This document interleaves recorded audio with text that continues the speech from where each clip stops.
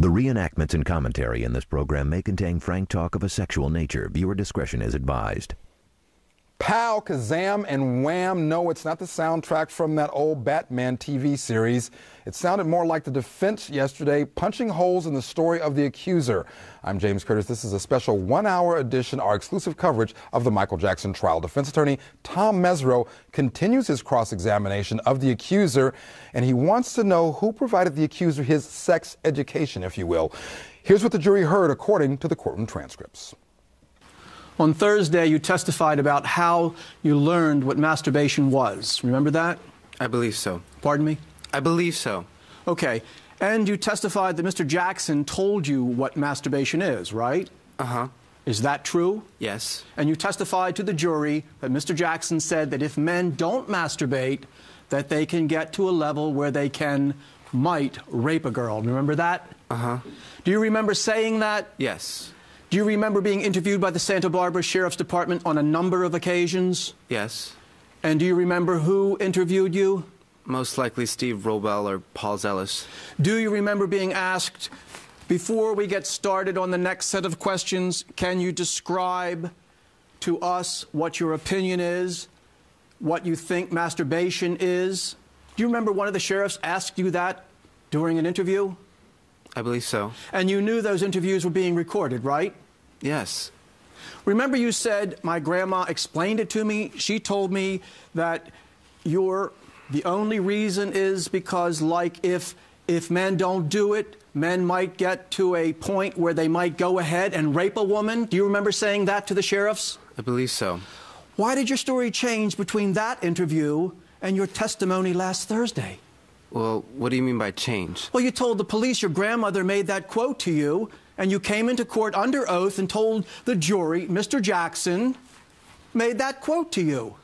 That didn't change because Michael tried to explain to me first, and he was more pushing on me than that men have to masturbate. Now, later, when I came back from Neverland, I guess my grandmother saw that I was very confused about sexuality and things like that. And my grandmother explained to me a lot of things. So it just so happened that after Mr. Jackson told you if a man doesn't do it, they may get to a point where they rape a woman, your grandmother made the almost identical quote to you? Is that what you're saying? Not really. She didn't make the same exact thing that Michael said, but I'm not exactly sure what my grandmother said. I know my grandmother explained a lot of things to me.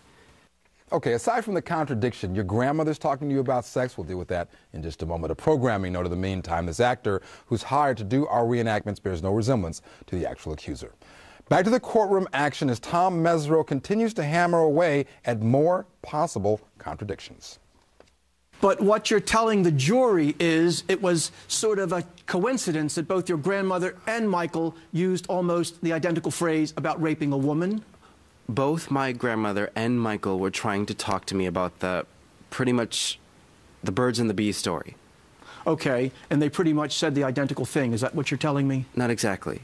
Not exactly? No. Well, the quotes are almost identical, aren't they? You see, Michael was trying to tell me that I have to masturbate. My grandmother was actually telling me, giving me the talk. Michael was just talking about masturbation. But your grandmother said to you, if men don't do it, men might get to a point where they might go ahead and rape a woman, correct? Michael also told me that. Well, so you're saying they basically said the same thing. My grandmother said it's okay to do it, because sometimes some men, they can't control themselves and might do that. But in that police interview, you never mentioned that Michael Jackson had said that to you, did you? I'm sure in one of the other transcripts I mentioned about Michael. Not in that interview, correct? But I'm sure in another one I did. All right, folks, this is huge to say the very least, and I apologize for my Batman analogy, but this is a Mack truck through the prosecution's point, isn't it? This is, I think, the highlight of the day for me. There are many things that follow, yes, and there are many things that other people have looked at to look at what was the great moment. But I really think that the chances of Michael Jackson and the grandmother using the same phrase to express why one must masturbate, to not rape a woman, the chances are just so infinitesimally small. To me, this is the defense just can kind of take a breath and just let the jury have this sink in. Howard, you don't agree? Well, Ricky, I was kidding. Ricky is much kinder than me. Yeah. The kid is lying. I think it's very clear he's lying. This is what cross-examination is all about. The Batman analogy is perfect here. Truth and justice. That's what Tom Mesereau. That's what Tom Mesereau is fighting for and bringing. I love it. Yeah. I love it. And you know, not only does it demonstrate that he's lying, but it shows his willingness to stick with this ridiculous story, even as it's revealed. There's no way the grandmother and Michael Jackson used this outrageous analogy. If but indeed now the when grandmother even said this, of course back. not. You know. I'm thinking back to my grandma and a lot of the grandmothers that I know talking to your grandson about masturbation. Well, just stopping at that point. But you did not live in this family. So, you know, he may not have wanted to go to his mother. He didn't have a father figure. Maybe he did go to his grandmother. But let's assume, for the sake of argument, that his grandmother is the person who said this. Somebody said this. I've got to assume he just didn't make it up. Somebody said it. Yes, it's in a transcript. You think he made it up altogether? I think he and his brother made it up. I can just see this. Grandma, I was wondering, could you talk to me about masturbation? Come on, it doesn't make any sense. Well, you know, the grandmother's going to testify. But It'll be very point, interesting. Well, she's part of the family. Yes, indeed she is. Yeah, but Ricky's point is one well taken. We don't know what this family is about, how they talk to one another. Certainly, it may have indeed happened that way. But let's take another point here, a rather legalistic one. I don't want to get too technical, but it's something called discovery. Tom Sneddon, the prosecutor, knew about this statement to the cops. This statement was made, according to Tom Mesereau, not objected to by Sneddon, to the police about the grandmother using the same phrase. Well, and we've seen this time and time again, and you've come around because we mentioned this last week. I have not come anywhere. Thank you very much, young lady. Where we said how outrageous it is that Mr. Sneddon didn't see this coming and prepare for it in some way, and you said that Mr. Sneddon didn't have time. Well, no. Of course he did. Okay. Of course he had Mr. time. Sneddon is stuck. I mean, I don't want to be the apologist here for the prosecution, but I do think that we need a voice that says some of the things that the prosecution may be doing correctly. He doesn't have a choice. I mean, he's got these facts as they are. He knows what they are. He can go forward and have his witness say he did it to both, or he can wait for Mesereau. Probably we would have gone forward and put it in first, but nonetheless, it's just it's a strategy choice. Mr. Sneddon has a choice. He didn't have to prosecute the case. Okay, that's another issue. We'll get into that in a moment, I'm sure, as we go along here today. Bad day for the prosecutor, no matter how you look at it, I think. Next, the biggest bombshell of all at this trial. Did Mr. Sneddon ever tell you he had conducted an interview with a Mr. Alpert on Saturday? No, he did not tell me that he conducted an interview. Okay. Did he ever tell you he had spoken with Mr. Alpert? Yes. And what did he say about that? He asked me about Mr. Alpert. Okay. What I knew. And did he ask you if you ever had a meeting with Mr. Alpert, correct? Yes. And you told him you did, right? Yes. You told him you met... I told him that I'm pretty sure I did. I did, because I didn't really remember too good. You didn't remember too good that you had told Mr. Alpert that Mr. Jackson had never touched you sexually? Well, I believe it happened because he was a dean of the school, and so I'm pretty sure I had a conversation with him. Okay.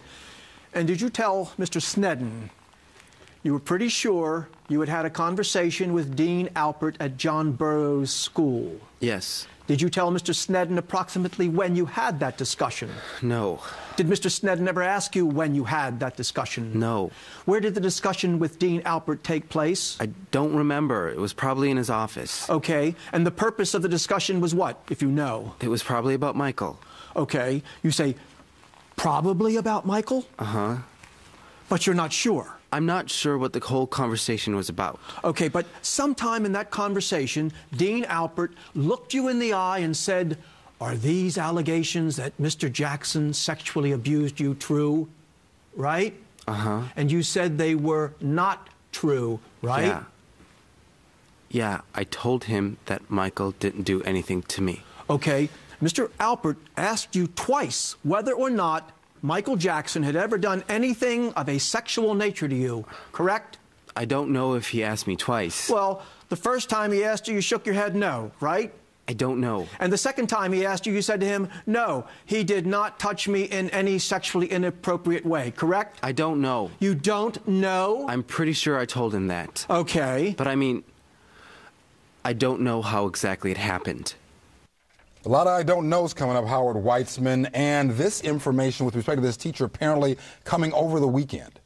Yes, and something none of us knew about. Yeah. As I understand, it was volunteered by the lawyer for the teachers, which is really interesting because they watched what was taking place, and I think they knew this kid was less than truthful, and they wanted that information out there, and they talked with both the prosecutor and the defense. And Sean, later on, we're going to see and hear about testimony, potential testimony at least, about this kid's past at this school. How does that play, and what does that have to do with this case? Why is it in there? Well, one, he has disciplinary problems, which shows him to be troubled. And, of course, Mr. Mesereau is going to say that that's going to lead to him being a liar in this case.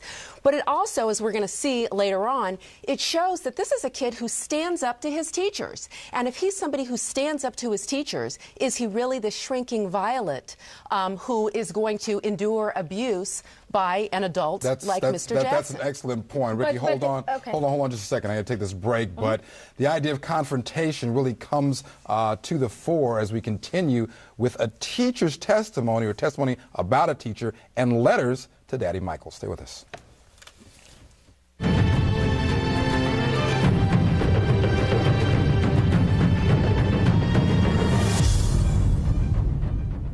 The reenactments and commentary in this program may contain frank talk of a sexual nature. Viewer discretion is advised.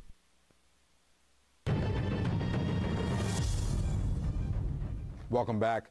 The defense continues with more rough and tumble cross-examination of this teenage accuser. Here's what the jury heard according to the courtroom transcripts. Okay. Now, based on what you've already said, you also discussed a teacher named Geralt, right? Yes.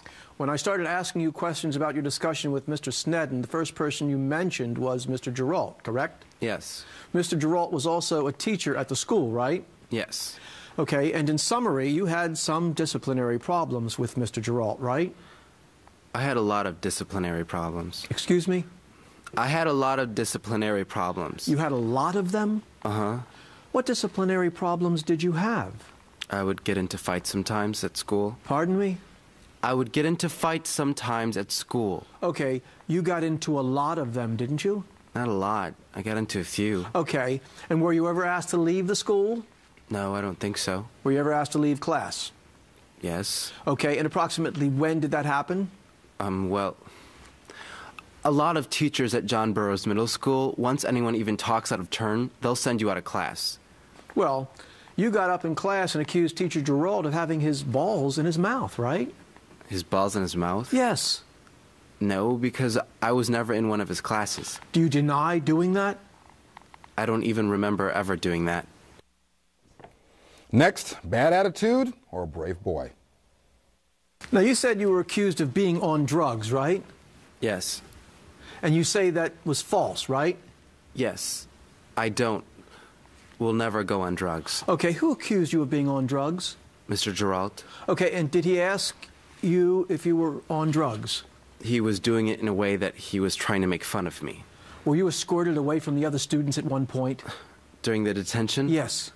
Actually, all the students in there were kind of cheering me on because they all knew how Mr. Geralt is, and no one's ever stood up to him before. And you stood up to the teacher, right? I was already standing up, so... Excuse me, I'm sorry, I didn't hear what you said. I guess so. You did stand up to Teacher Geralt, right? Yes. You confronted him, right? Yes, after he had brought himself down to my level by doing those things, by not... See, because I believe teachers are higher than me, because I'm just a student. When a teacher does something like that and makes fun of me and tries to say I'm on drugs, he's no longer the level of a teacher. He comes down to my level. And you were angry about that, right? I felt as if he didn't deserve respect as a teacher. Didn't deserve respect as a teacher? No. Okay, so you did not respect him because you didn't think he deserved it, right? I didn't respect him as a person. And you told him that, didn't you? I didn't tell him in those exact words. Pardon me? I didn't tell him, I don't respect you. I didn't tell him in those exact words. It gets worse and worse, it would appear, for this kid on the stand. Ricky Kleeman, I want to let you make your point. But also, we start off with him telling one teacher that Michael didn't do anything, to now standing up to a teacher, furthering this issue of the discipline problem. it's getting worse.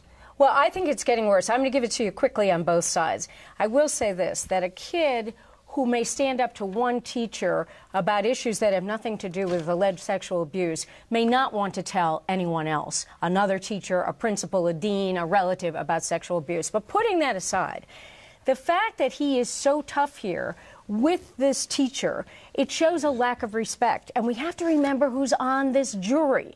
You have people on this jury who have been teachers, and they will have their own assessment of what he is saying. And it also shows a different side of this boy that we haven't seen. They've put him out here as this sick, weak, cancer patient. And now we see this confrontational student when the other students wouldn't stand up to this teacher. He's the one who did. But, Howard, can't you take that very same set of facts, having dealt with victims of sexual assault as a prosecutor, you get a lot of what the experts call acting out. When kids, especially being a victim of this horrific disease, cancer, and if he is a molestation victim, you get that kind of aberrant behavior based on things that happen to the kid, not just because he's a knucklehead.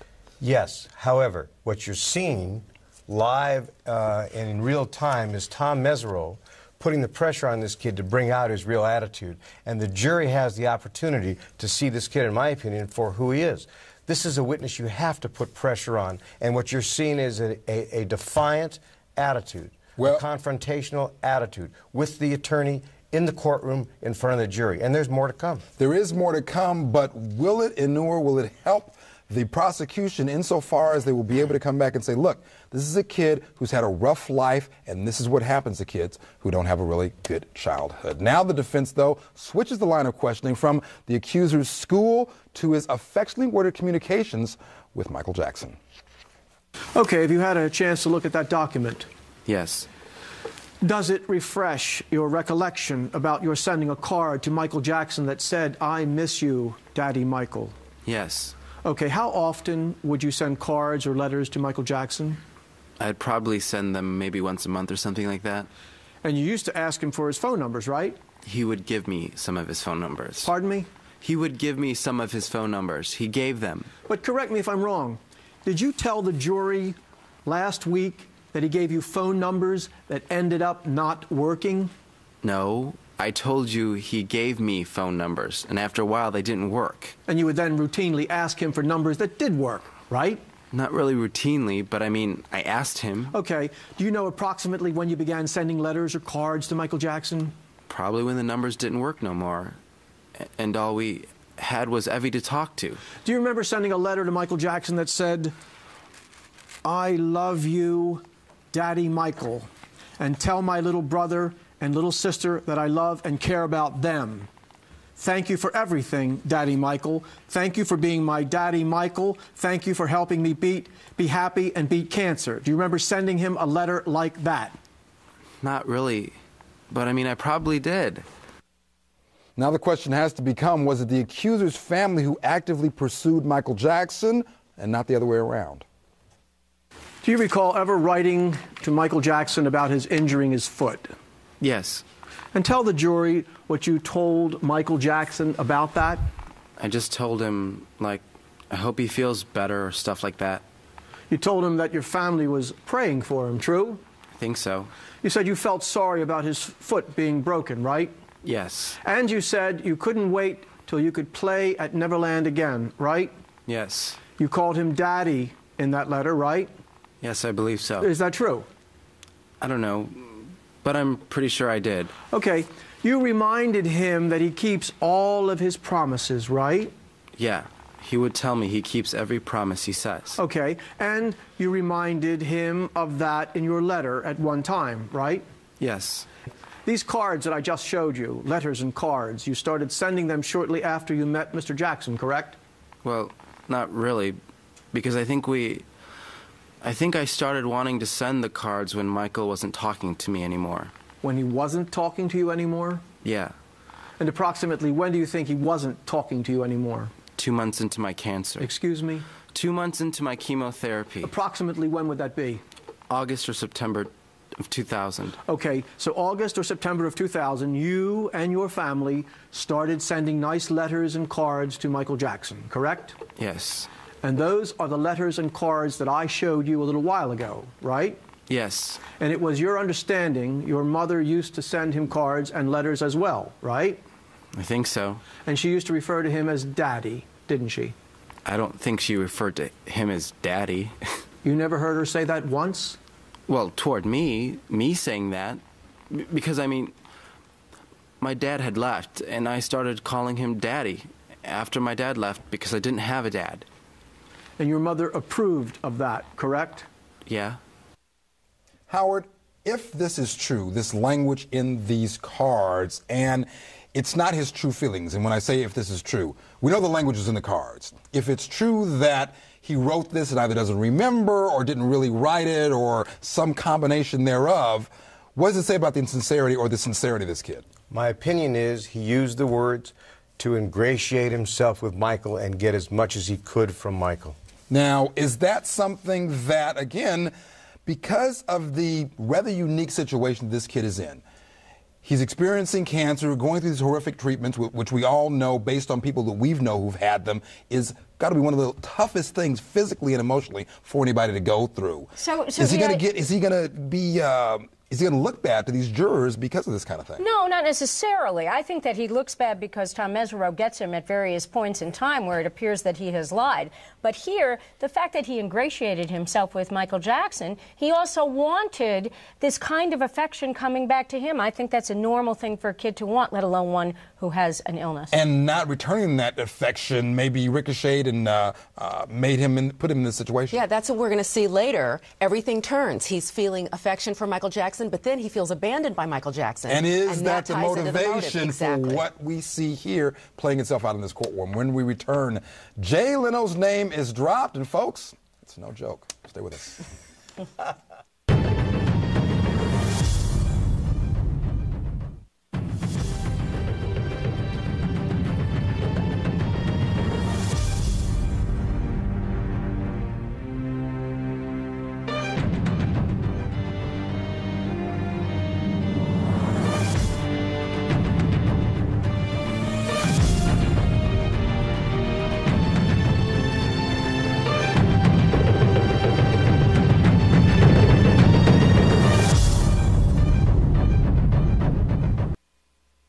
The reenactments and commentary in this program may contain frank talk of a sexual nature. Viewer discretion is advised.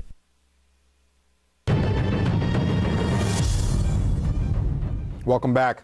With the accuser still on the stand, questioning moved from the king of pop to the king of late night. Here's how the teenager responded according to the courtroom transcripts. Okay.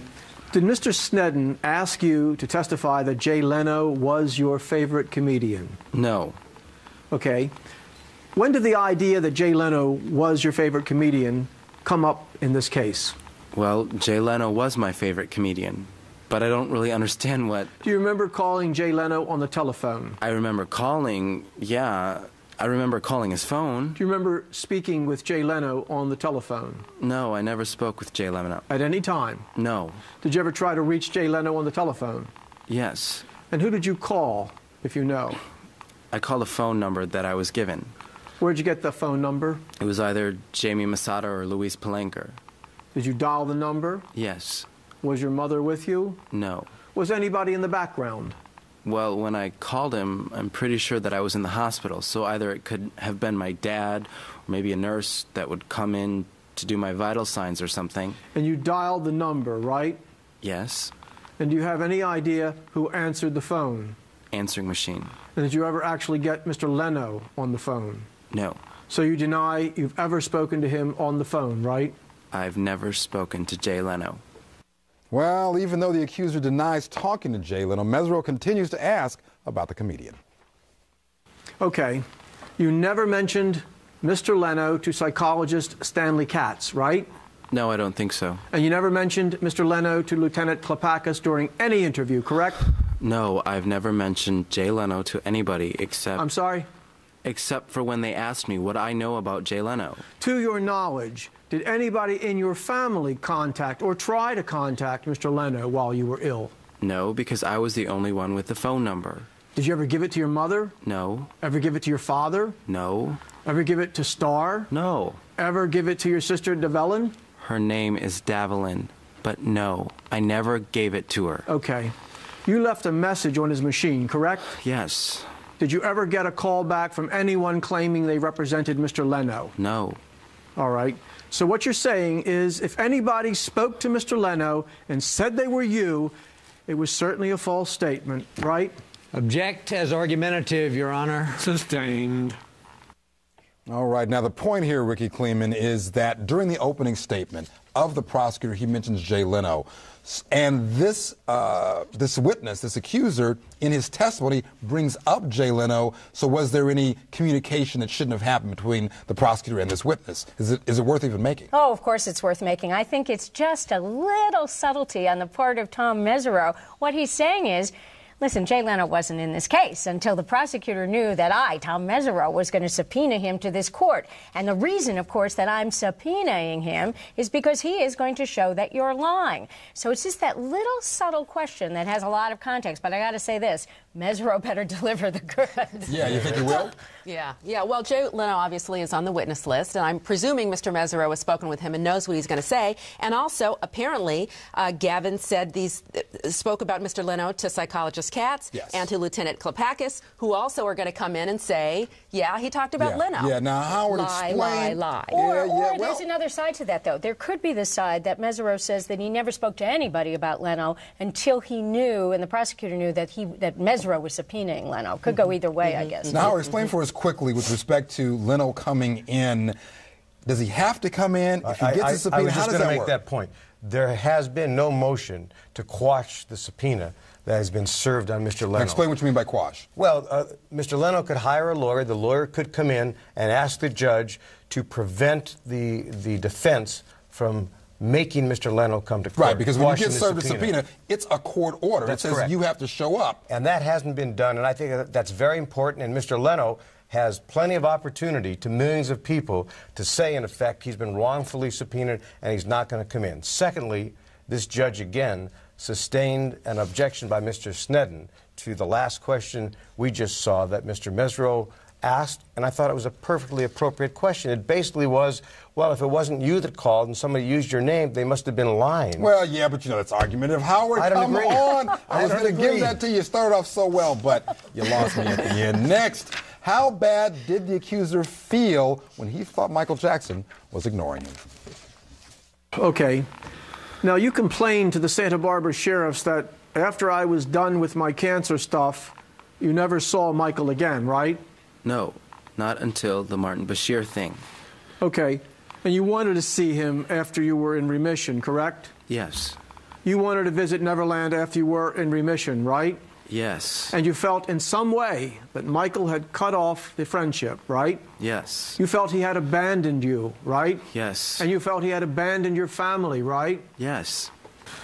But didn't you complain to the Santa Barbara sheriffs that after your cancer was over, Michael stopped communicating with you? It wasn't after my cancer. It was toward the beginning of my third chemotherapy round. You told them, after I was done with my cancer stuff, you couldn't call Michael anymore, right? I couldn't call Michael either at that period or the period when I had cancer.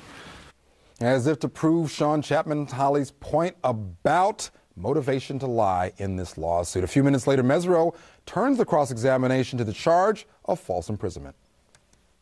Okay, now, clearly during the last days at Neverland, you and your family, from what you say, wanted to leave, right? Well, my mom always wanted to leave. I wanted to stay because I was having lots of fun, but my mom was always really worried. Well, at some point you say you escaped from Neverland, right? Yes. You told the jury you escaped a couple of times before the final escape, which was when you left for good. Yes. Right? Yes.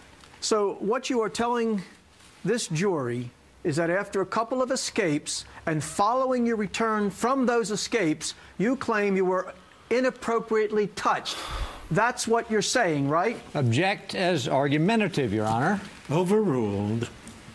All right, Sean Chapman-Holly, since I picked on you a moment ago about having your point proven in this courtroom, I'm not going to let you answer that question anymore. But the idea of I was having fun at Neverland, therefore I didn't want to leave, but I was being abused or had been abused, that's a little bit of disconnect. can't really get those two together. Yeah, it doesn't make sense. Just like later, I guess we'll hear from the mother, either from Mr. Sneddon or from Mr. Mesereau, that she was falsely imprisoned, but yet was at the spa and getting the leg waxing. Another disconnect. It doesn't make sense. This isn't what you do if you were under these circumstances. And we have the whole problem, too, with this false imprisonment count, which is the one count that really, really bothers me, is, again, this whole issue we've been talking about time. We don't know, because it's not set up. When is he having fun? Is he having fun 5 years ago? Is he having fun 2 years ago? When is he having fun? And it creates a disconnect, to use your word. It's a huge point, but Howard, let me play prosecutor that I, bleed and love. Actually, yeah, you do a good for just job a at moment. that. I do a pretty good job. Isn't it plausible that, again, you have a kid, if he's being molested or had been molested and is going through this horrific chemotherapy treatment, he is so emotionally disconnected that he's having fun even though he may be being abused. James, and he wants to stay there. I'll tell you what bothers me the most. First of all, the ground rules keep changing. What do you mean? Well, because he's having fun, he's being molested.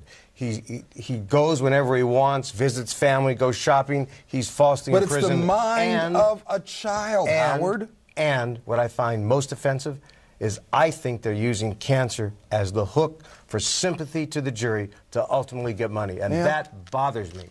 And if the jury finds that, it's going to be problems for the prosecution. Well, ahead, a Neverland of wine and bourbon and vodka and rum. Oh, my. Sorry for the pun, folks. Stay with us.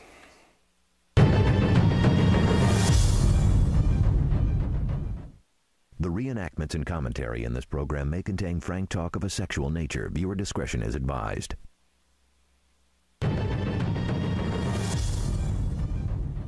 Welcome back. Well, was it a perpetual happy hour at Neverland? According to the courtroom transcripts, here's what the jury heard. You've told the sheriffs that Michael Jackson would give you and your brother Bacardi, right? That was one of the things he gave us, yes. That was rum, right? Yes. And you also said he'd give you Sky vodka, right? Yes. Jim Beam, which was bourbon, right? I don't know what it is, but yes. And red and white wine, right? Yes. Did you drink all this stuff at once? No, it was over the whole period of time that we were over there. Okay, but never once did you taste any of this stuff when Michael wasn't there? No. Okay, never took any alcohol out of the refrigerator in the kitchen, right? No. Never got caught taking alcohol out of the refrigerator in the kitchen, right? I never took any alcohol out of the refrigerator in the kitchen. To your knowledge, was your brother ever caught taking alcohol out of the refrigerator in the kitchen? I was always with him during the day, so no, he didn't. Would you agree that every time you were interviewed, your stories of drinking got worse and worse, correct? No. You initially told them you didn't drink a lot? That's true. Then you started telling them you drank a lot, and then you started telling them we drank every night, correct? Well, a lot would be every night, so it would really... Pardon me? A lot would be every night. And you're saying after Miami that you basically were drinking every single evening at Neverland, correct? No, I told him that every single evening that Michael was there in those transcripts, probably when I still...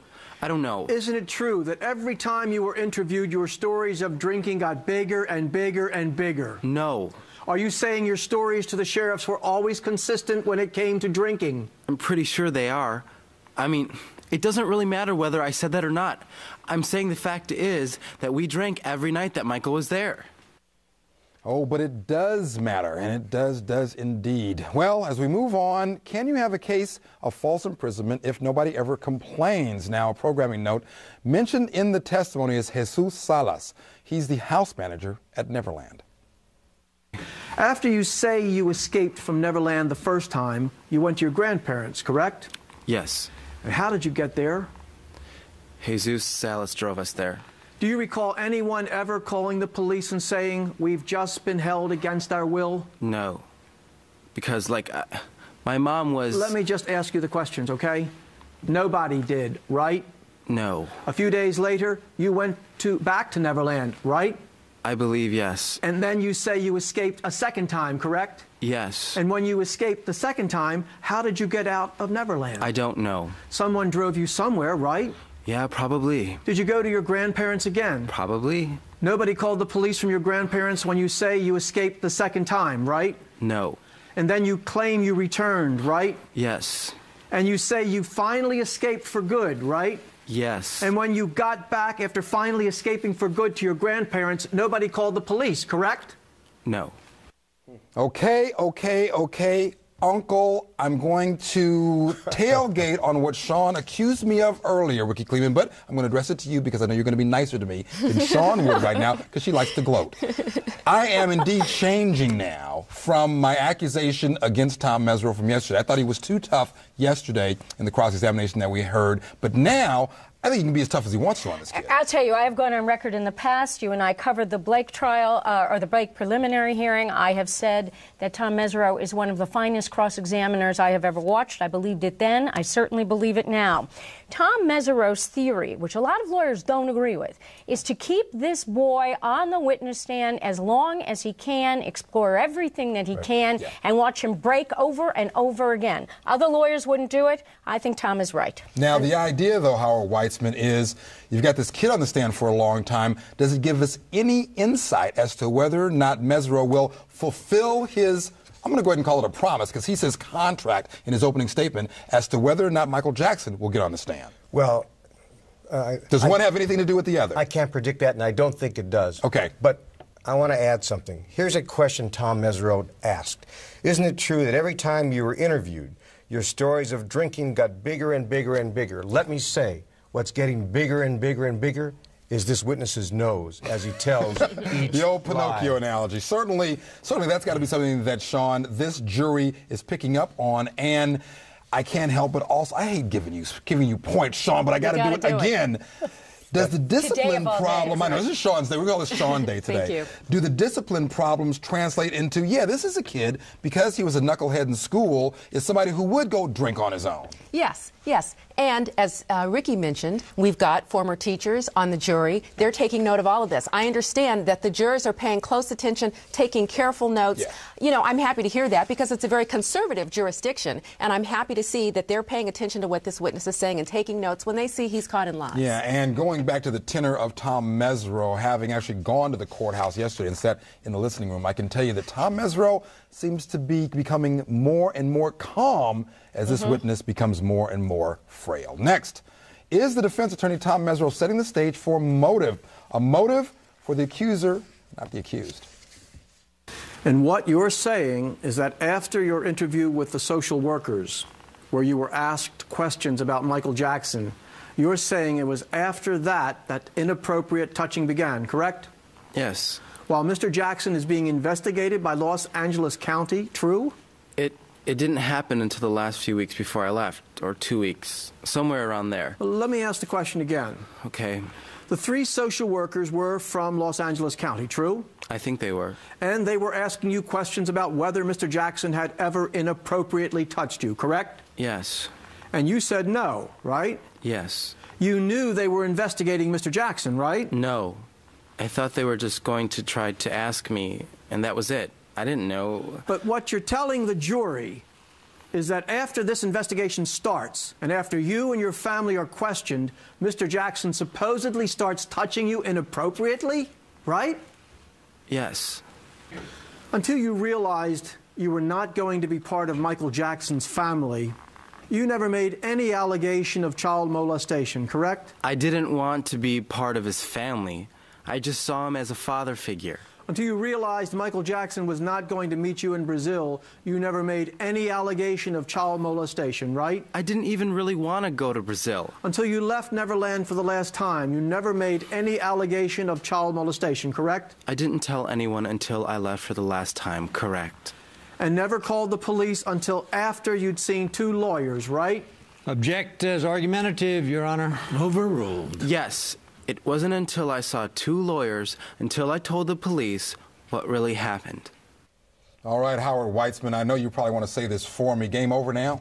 Well, I don't know if the game's over. You never know what's coming, but I think the credibility of this young man is over. I think it's sad. I think it's a shame. I think he's been used, in my opinion, by the prosecution in part, and Tom Sneddon's zealousness to get Michael And is that Jackson. going to spill back on the I got to prosecutor? defend Sneddon on that one. Well, you don't have to. He's perhaps been used. He is perhaps being used by his mother. When this case comes into Sneddon's office, he can't just escort it out the door. Well, but he's no. waiting Put for to it. the He's test, so though. excited about it. Well, we don't know how he's reacted. In fairness to Tom Sneddon, again, we don't know how he reacted. We don't know if he's salivating, if he's trying to be as objective as he can. Certainly, I could envision a prosecutor who is simply torn. You've got a bunch of things operating. One, you've got accusations swirling. You've got a case that the accuser from 1993 bowed out on, and apparently Tom Sneddon didn't have enough information to go forward, plus that pesky little civil procedure code that doesn't allow you, in cases of a sexual assault victim, to proceed and put them on the stand when they don't want to go. James, if you go back to the initial press conference, Tom Exactly. Sneddon's attitude and what he said and how he acted, That's right. that says it all. How so? Right. What do you mean? Expand on it. Well, expand on it. He was gloating. He was salivating. He made jokes. I mean, it was a very inappropriate. And he actually did come out, and he actually did come out, and I don't know if a full apology is Well, really he the had to term, but he apologize. came out and addressed that issue. He had to. And you know what? I'll say this in Tom Sneddon's defense. Oh, boy. Watch out, Tom. Here it There's comes. no question in my mind that he believes that this is true. Yes. He believes it's true. He believes Michael Jackson is Yes. a child molester. But that's clouding his vision and And his view. certainly, as a former California prosecutor, I can tell you that it is not enough to believe that the crime was committed. You must be convinced that you can prove it in a court beyond a reasonable doubt. Still ahead, who is the mysterious witness the defense is asking about? And will this provide more shockers for an already electric trial? Stay with us.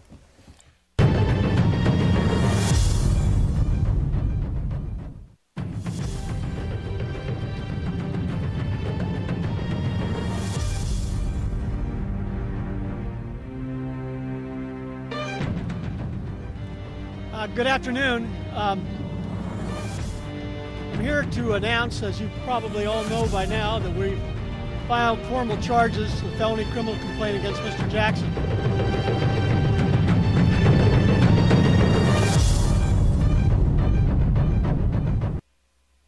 The reenactments and commentary in this program may contain frank talk of a sexual nature. Viewer discretion is advised.